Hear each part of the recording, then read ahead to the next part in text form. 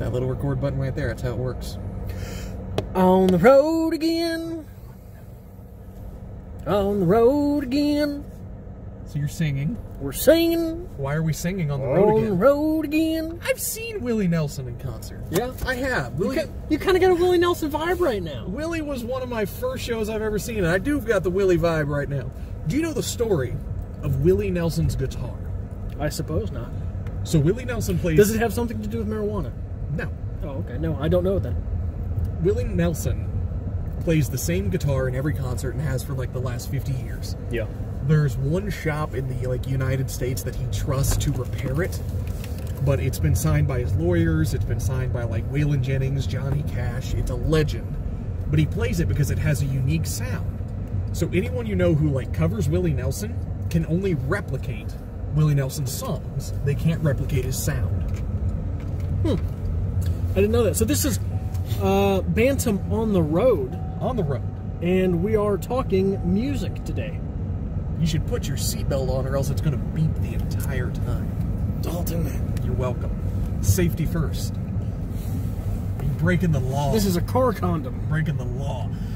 Breaking the law. We're talking breaking the music. law. Music is the topic on the road today. Yeah. Adrian. Yeah. What do you like music? How are we getting into this? What do you want to start with? Well, I would like to start someplace very unique to Dalton for, well, not very unique to Dalton, but unique to Dalton, exclusive to Dalton on the Bantam set. Okay. Theater. How did you get into theater? How did I get into theater? Yeah, musical theater. You like musicals, right? Yeah, I love musicals. I've done quite a few. The first show I ever did was like beyond like middle school talent shows, shit like that, where we played like bit parts. It was an 8th grade play, and the drama director was the English teacher, because small school. I just basically pulled me aside and said, hey, I think you'd be good at this. I want you to try. So I did.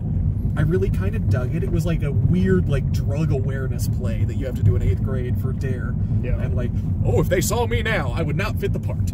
I was the good boy. You'd have to play the antagonist. I'd play the antagonist. I'd be the dealer.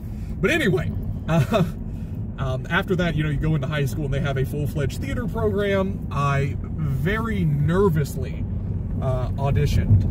To be completely honest, I don't think I actually auditioned. I think I faked sick the day of the audition so I wouldn't have to sing in front of people. Yeah. So that second time you just said no.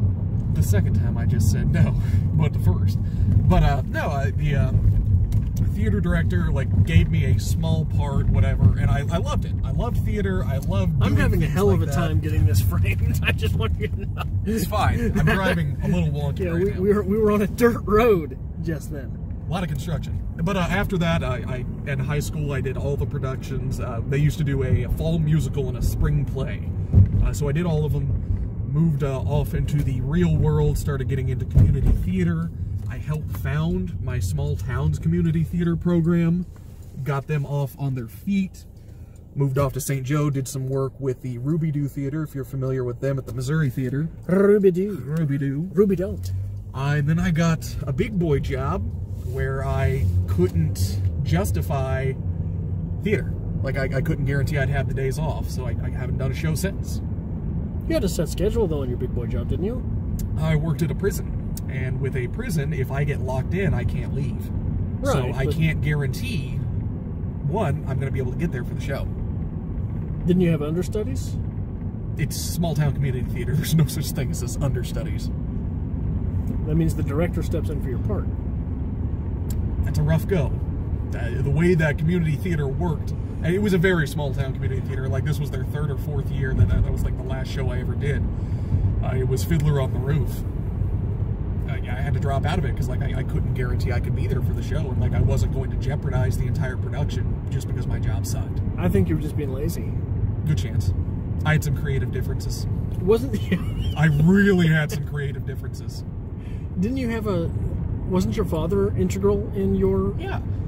My father, all 6'6" of him, and legendary, high school athlete. He's the, what's Married with Children?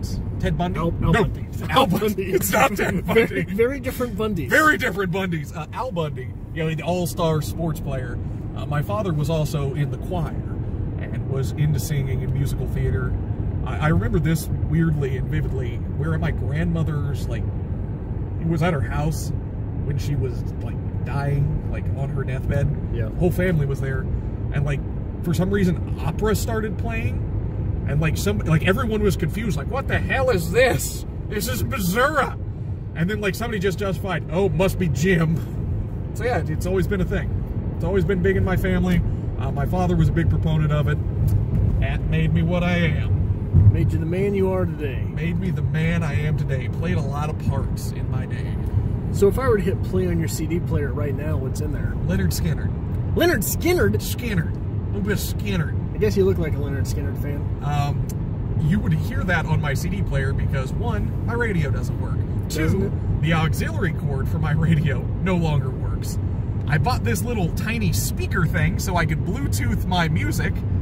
It's not very loud, so I have like 5 CDs that still exist. Yeah. So I just play them on loop until I can't handle them anymore. So it's Leonard Skinner. I have the soundtrack to Avengers, the Book of Mormon, and Spring Awakening. A couple of mixed CDs that are embarrassingly old. I think I have like Miles Davis, The Essence of Cool, just because. And my mother left the Stand By Me soundtrack in here.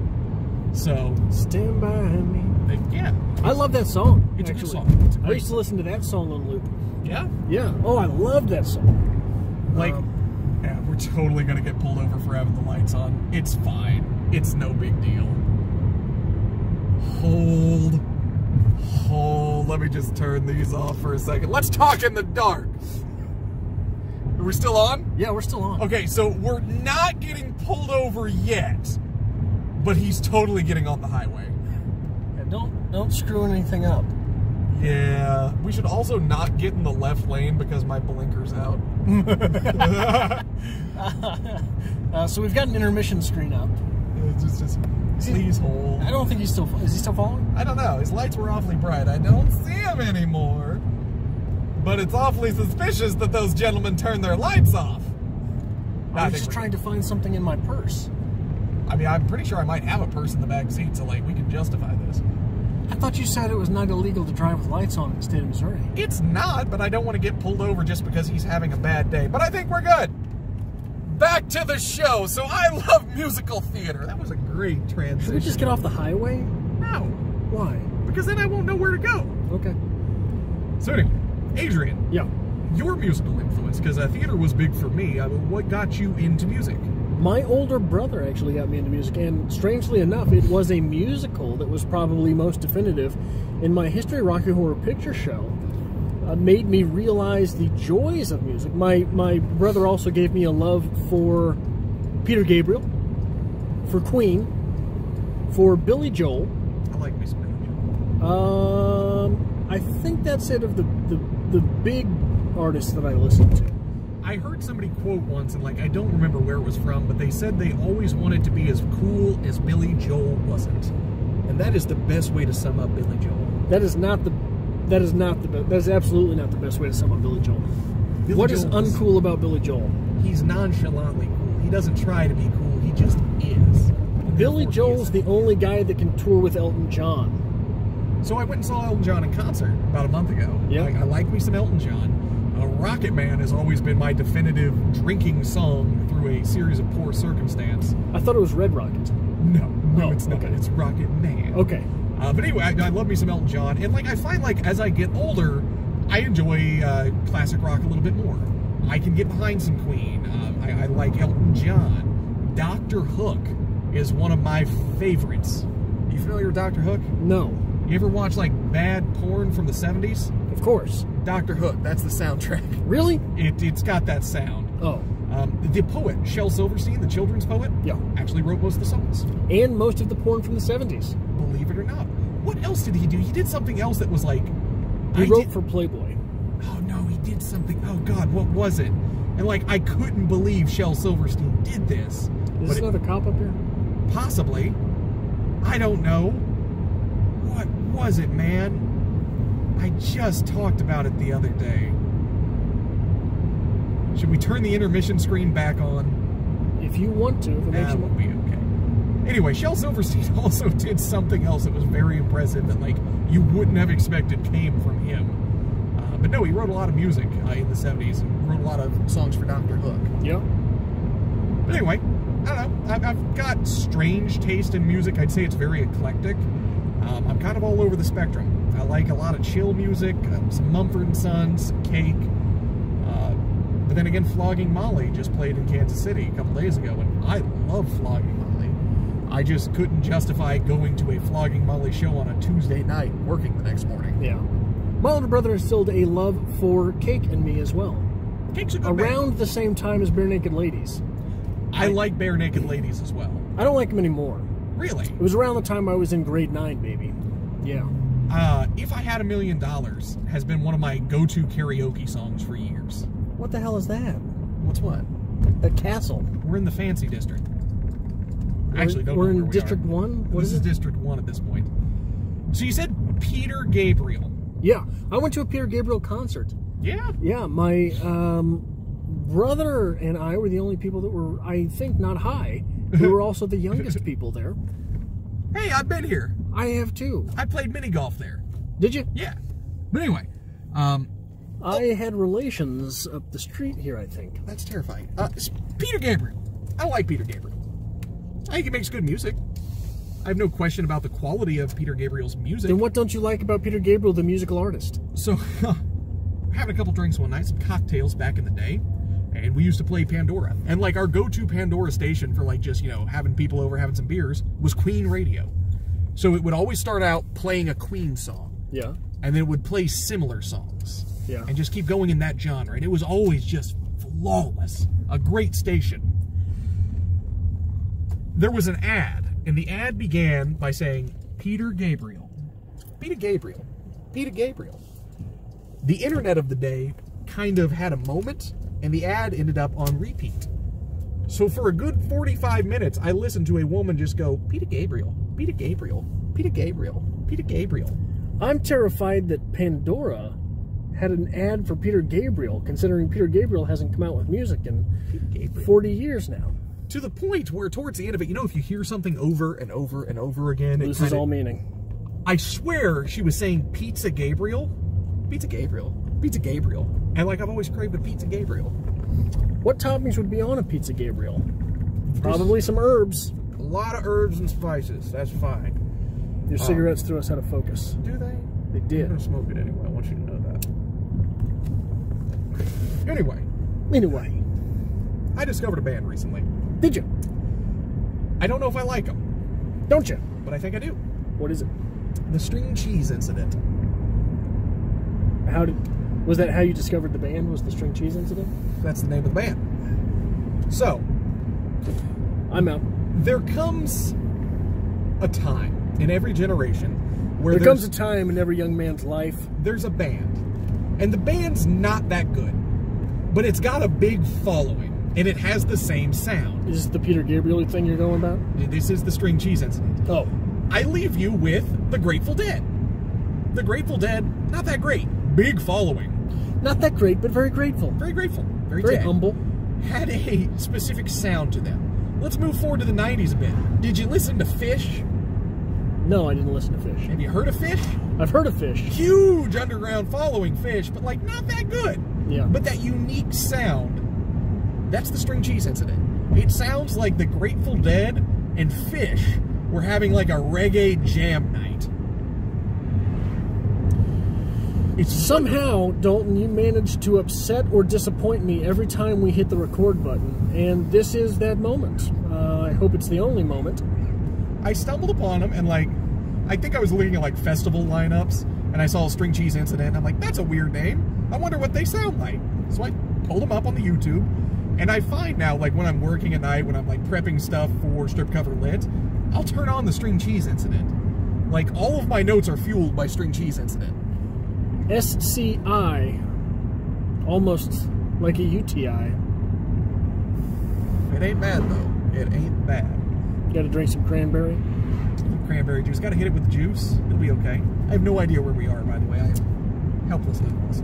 Anyway, I don't know. I feel like music.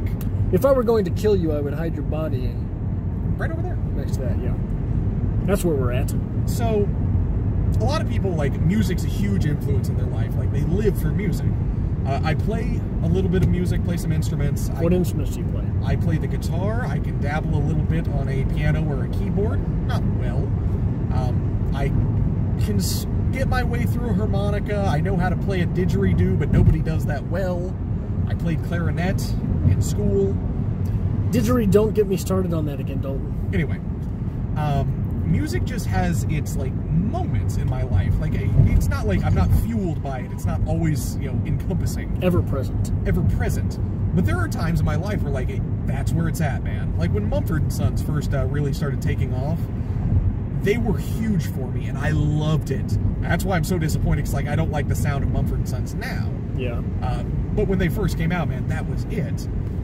But I don't know, I feel like I'm not really in a musical mood at this point in my life. It just comes and goes. You like the Dead South now, don't you? I like the Dead South. They're not bad. They're new to me, new-ish. I've known of them for about 2 years now. I enjoy their music. They actually... I was introduced to them through YouTube. They had a brilliant promotional strategy with YouTube. I don't know how they did it, but everyone found them through YouTube. Yeah. They actually played Kansas City not long ago. Yeah, you told me about that. See, I try to keep up on, like, who's playing, because, like, there's always shows that I'd like to go see, and, like, if the opportunity presented itself, maybe. But, you know, you try to keep tabs on those things. A band that was big for me in high school, and they're actually coming out with a new album a decade later, is Tool. Yeah, Tool's coming out with a new album. I think everyone goes through a Tool phase. I like me some Tool. Like, there was a good portion of my life, you know, Tool, A Perfect Circle. Jinko Jeans. Jinko Jeans. But maybe a leather wallet with a chain. No, I never had the leather wallet with a chain. Did you just have the chain? I didn't have the chain. Okay. That's okay. But I know I like Tool, and Tool's actually coming out with a new album, and they're actually going to be playing the Sprint Center. Yeah. And, like, I'd go to a Tool show. I think that'd be a trip. Would you go to a String Cheese Tool show? If the String Cheese Incident opened for No, Tool? no. String Cheese Tool. Maybe. I feel everyone needs a Tool for their string cheese. But anyway. It just reminds me of the word smegma. Yeah. That's funny. Another band that, like, I was really, really big into, and I've always considered one of my favorites, is Pink Floyd.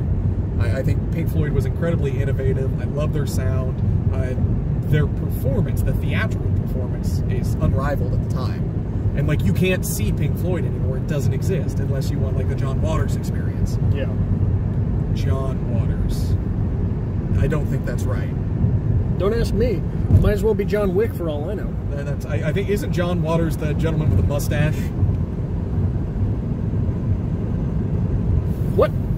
Never mind. We're moving on from that. But anyway, like, I enjoy me some Pink Floyd. I feel like, I don't know, it's that chill level of music. It has its point. You can use it in any situation. Any situation? Any situation. You're having a good day, Pink Floyd. Having a bad day, Pink Floyd. It just fits. We used to do something called a Floyd Hole, where we'd partake in a few libations, and you just listen to Pink Floyd. It's good stuff. Called it a Floyd hole? Yeah, you gotta get in a Floyd hole. I'll stay out of Floyd's holes. You just gotta get in a Floyd hole, man. Like, you just get down into that moment, you just get stuck in the never-ending Pink Floyd loop. Get down! Get down! Oh dear. Oh dear. No? So, I don't know. It really feels like music is always fueled by your environment. For a while, I was bartending, so that era of terrible bar music has a little soft spot in my heart. Like, I can get down with some T-Pain, some Pitbull, that's fine. And it seems very different to my normal taste of music, but it was just a point in my life, so, yeah. What kinds of rap do you like? Not a... Coolio? 90s R&B and early 2000s R&B, it is a gift to men. Gorgeous. A gift to boys to men. A gift to boys to men. Yes. Not big into rap, though. Not a big fan. I know you enjoy Eminem. And Tech 9. Don't forget Tech 9. See, I'm not a big Tech 9 fan. Like, I'm from Kansas City area, I get it. I've seen him live. But, like, I don't know. I'm just not a fan of Tech 9. Tech Nine is a very impressive artist. Tech Nine does not get the credit that he deserves for... He does not have much nuance in his music, I will grant you that. He does not, quote-unquote, turn bars that often. But the skill and precision with which he rhymes things and navigates those rhymes, as well as the speed that he does these things. He has a series of songs called choppers, Midwest choppers, worldwide choppers, things like that. And a chopper is a rapper who just goes really fast. And that's sort of what he does. And what I will argue is that, so oftentimes with rap, because of the urgency and the importance put on rhyme, the artist will feel compelled to change pronunciation of a word, okay, right? And when you change the pronunciation of enough words, so there's even an art form now, mumble rap, right? Tech Nine is not and never will be a mumble rapper because of the speed and precision with which he raps that eliminates that type of music as valid. Once you hear Tech Nine really lay something down, you will never go to a mumble rapper and think, oh yeah, that's kind of cool. So I have to tell this story. Go ahead. Was out not long ago. Out of what? Out and about on the town. Went to some friend's house. They were having a bit of a shindig, and there was a gentleman there. And was it Tech Nine? It was not Tech Nine. It was Tech Nine handing out albums. Just hanging out in the small town. I'm iffy on this one here, because like I get it. This is this man's passion. I don't want to play on that. I wish him the best of luck. But out of nowhere, he drops this on me. He says, you know what? I think it's going to make it big, and I'm going to be the big one who makes it big. Puppet rap. You familiar with puppet rap?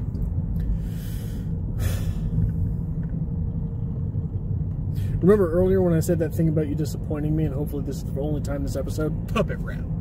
So, young gentleman starts telling me about all these great, beautiful dreams that he has for puppet rap. And I cannot fathom this idea. And like, I'm just trying to play devil's advocate at this point. I'm like, so yeah, puppet rap, okay. You do have some skills. You have some great rapping skills. I've heard you. You sound great. Take that to the bank, man. But puppet rap? How does that transition to the radio? Well, the radio isn't necessary anymore. It's all about internet. You gotta stream everything. Cool. How are you gonna sell that song? Am I gonna listen to that song in my car? Because I don't think I am. Because the idea of puppet rap is visual. You have to have visuals to make it puppet rap. Otherwise, it's just this little thing we like to call rap. You know where this sounds like it belongs? Where does it belong? YouTube Kids. Puppet rap? Yeah. Okay, that's fair. Can you make these raps educational in some manner? I'm going to say no. It could be done. He and I can work together. This gentleman is not going the educational puppet rap route. We could work. There's a little hipster coffee shop up here that you would love. Yeah. I'm not a fan of coffee shops. So, since we're talking music and we just mentioned coffee shops, how do you feel about like ambiance music? Just like kind of jazzy, just background elevator music? I'm not against it. I actually kind of enjoy it. A lot of times, like I find, like talked about, I listen to String Cheese Incident a lot when I'm working. Yeah. Just a little bit of background noise, like a little bit of jazz or something, or they call it like lo-fi beats. I can get behind it. There's no lyrics, it's just some noise. Any type of music that is named after an Instagram setting, I'm just not down for it. Fair statement. We're just driving around town. Yeah, remember earlier when we almost got stopped by a police officer? Yeah. That's the police department. Oh, well. What can I say? I like to live dangerously. But I don't know, like, music was always weird for me because, like I said, I've got a big history in musical theater. Yeah. So, like, when everybody else was listening to what was on the radio or the new song that came out, like, y'all never heard Brigadoon? I like me some Brigadoon. So, like, my iPod at the time was like, it was just all musicals. So, like, you want to go musicals? Absolutely. I love it. I love to sing along with it. It's great. But, like, it's really hard to find that group of people who want to listen to musicals all the time. Like, even theater people get to the point where they're like, I'm tired of this. So what's the difference between musicals and show tunes? I think show tunes they get more of a flamboyancy to them. Show tunes are more considered like the classics, if you will. My Fair Lady, Hello Dolly, things like that. Whereas a musical would be incorporating a bit of everything. Current Broadway, past Broadway. But I think it's just a loosely thrown term, to be honest. Okay. I guess I didn't know. Yeah. Now, since we're talking musicals, there's this new little show out called Hamilton. I haven't seen it. I've not either. I can't judge something I haven't seen, but I don't like it. You don't like it because it's popular. Is it? Is it because it's popular? Yes. I don't like the song style. I get it. It's innovative. They're using a lot of rap techniques in musical, which... I had no idea about that. Well, yeah. It's almost, I believe, primarily rap. Okay. Which, innovative, for sure. That's definitely two genres that really haven't crossed. I'm just not sure if I'm the crotchety old man at this point. He's like, that's not my musical theater. But I don't know. I feel like I should give it a shot, but I'm not sure. People seem to love it. Oh, yeah. It's got a huge following. But, I don't know. I don't know that I've much liked any of the people that I've heard say they love it. So I don't know what that says. Oh, Hamilton. But I don't know. Musical theater has always been a big thing for me, and I've always been incredibly, incredibly self-conscious about my singing voice. I don't like to sing in front of people. Why? I don't know. Hit me with something. No. Hit me with something. I have a really adamant fear of not singing well. I've been told that I do sing well, and like I just, you know. And when did your mother tell you this? Mom told me this all my life. I grew up knowing. I don't know. It's weird, and like even like auditions, because like when you go to an audition for a show, you're going to be singing. That's kind of the point. They want to hear you. Everyone in the comments section right now that is stuck around for 27 minutes is begging for a sample, Salty. It's not happening. You have to give it to them. That's not happening. Okay. So talk to me one line from Sweet Transvestite. What's your favorite line from Sweet Transvestite? A favorite line? I don't know if you have a favorite line from that, but... Give me a line. I'm just a sweet transvestite from transsexual Transylvania. Okay, now step it up just a bit. Don't sing it. No. But just give me, if this were poetry and you were delivering it, how would you deliver it? Exactly like that. The same monotone I always use. Yeah, it probably is. But anyway, like even in an audition setting, I don't like it. And like I usually will get cast. It's not an issue. But it scares me. I don't like it. What a humble brag. I'm really scared of my singing voice. I mean, I'm gonna get the part. I'm trying to justify, like, explain this, but like, I don't know. I've never had an issue like getting cast, if that makes sense. Give me a line, one line. Hit one note. What's your favorite note? Just do it. No. I just made a noise.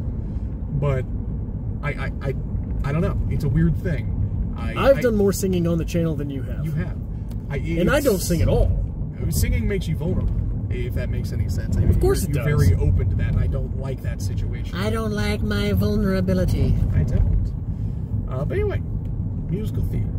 Give me your feet, boy, and free them souls. Wanna get lost in your psychdrome. So clearly what we should do at this point. Away. Clearly what we should do at this point, because I know a young man named Josh Adamack who plays drums. Okay. I've got my acoustic guitar. Okay. We need to go play the casino circuit. Oh, yeah. Who is it that does that song I just sang? Papa something? Papa? Give me the beat. Drift Away? Free my... Is that Uncle Kracker? Uncle Kracker. We could be an Uncle Kracker cover band. No, we could just be Uncle Kracker, because you know the next show he's playing? The brewery in St. Joe. I'm not even making it up, man. They just announced it a couple weeks ago. Uncle Kracker comes to St. Joe. St. Joseph, Missouri. Sing something. I'm not singing anything. We're not turning the camera off until you sing something. Then you are going to have a long video, because that's not happening. Sing and I am pulling into your apartment. That will never happen. That will never happen on camera. Turd? Never happen. Why? I don't like it. You can't go a cappella? You don't have the voice like I do? Can't do it. Anyway, do you want to end us here, Adrian? This was an episode of On the Road, which we covered music. We were hoping to do many on the road episodes where we drive around like idiots, hoping we don't get pulled over for having the dome light on, and talking about a specific subject, such as music. Next time, Dalton will sing, and that will make the show. So we hope to see you back for the next episode. Next episode. That's another music reference. You get it, Dalton? I don't. You don't get it? No. That's fine.